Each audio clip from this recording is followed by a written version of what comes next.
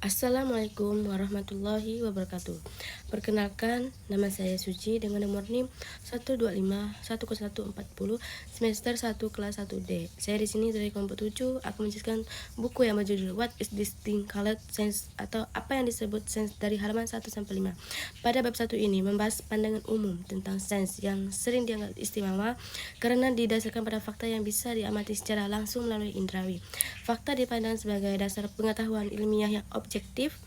Pandangan ini berakar dari revolusi ilmiah pada abad ke-17, terutama tokoh seperti Galileo, dan dikembangkan melalui aliran filsafat empirisme dan positivisme.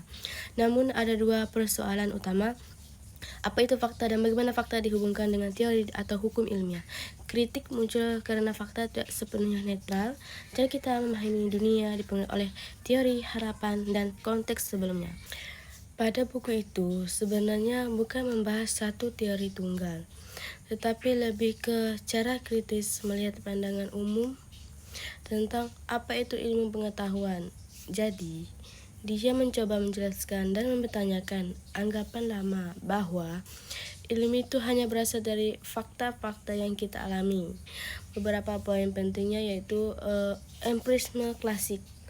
Filosofis seperti Locke, Berkeley, dan Hume bilang bahwa semua pengetahuan datang dari pengalaman indrawi.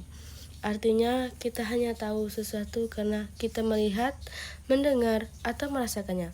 Positivisme dan positivisme logis, Comte dan kelompok Vienna Circle atau Carnap Cyclics menekankan bahwa ilmu harus berdasar pada fakta dan observasi, bukan spekulasi atau hal-hal yang abstrak atau metafisik. Mereka ingin ilmu bersifat nyata dan bisa diuji. Pada kritik Chalmers bilang observasi itu tidak pernah benar-benar netral. Apa yang kita lihat atau amati selalu dipengaruhi oleh teori, pengalaman sebelumnya, atau konteks kita. Jadi, ilmu itu bukan cuma kumpulan fakta murni, tapi juga dipengaruhi cara kita memahaminya. Teori premis yang dimakan dalam buku tersebut ialah yang pertama, empirisme klasik, tokohnya yaitu Locke, Berkeley, dan Hume. Ide utama, pengetahuan berasal dari pengalaman indera. Pikiran awalnya kosong, fakta didapat dari pengamatan langsung. Yang kedua yaitu positivisme, tokohnya yaitu Auguste Comte. Ide utama, ilmu hanya membahas hal yang bisa diamati, fakta jadi dasar pengetahuan, teori dibangun dari fakta. Yang ketiga yaitu positivisme logis, tokohnya yaitu Carnap, Cyclics, dan Neurath. Ide utama yaitu penyataan ilmiah baru bisa diverifikasi, fakta jadi landasan teori, bahasa ilmiah jelas dan logis. Yang terakhir yaitu kritik, tokoh yaitu Karl Marx, Kuhn, Hanson, dan Popper. Inti kritik yaitu fakta tidak netral, selalu dipengaruhi teori. Sains melibatkan interpretasi dan paradigma, bukan cuma kumpulan fakta.